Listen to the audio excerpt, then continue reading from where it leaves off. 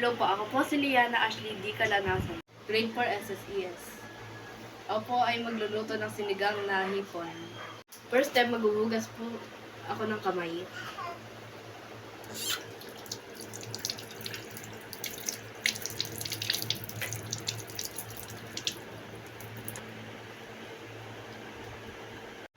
Ito po ang ating ingredients. Una, sibuyas, kamatis, hipon, kangkong, siling green, okra, at 1 liter ng water. Sa isang kaldero, maglalagay po tayo ng 1 litrong tubig.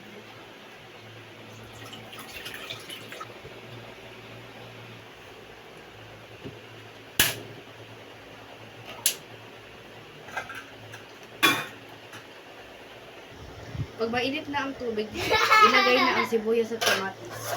Mangga.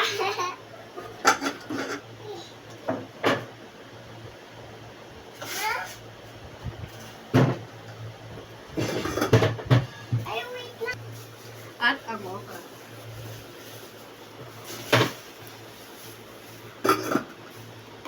Hintayin muna natin itong kumulo. Pag kumukulo na ang sabaw, ilagay na natin ang hipon at asin.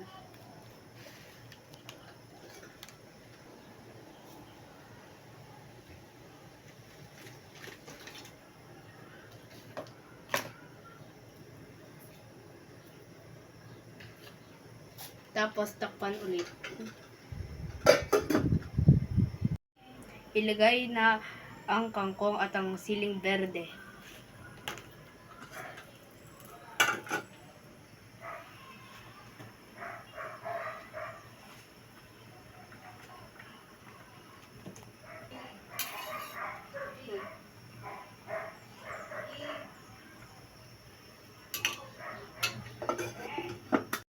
Ilagay na ang kangkong at ang siling berde.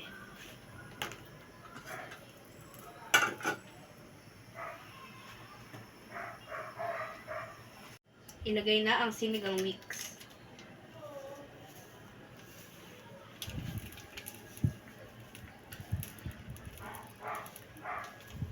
At haluin ito.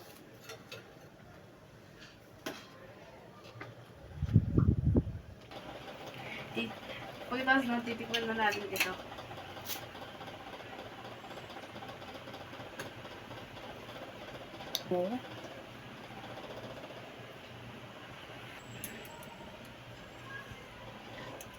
Pag okay na ang lasa, pwede na natin itong iserve.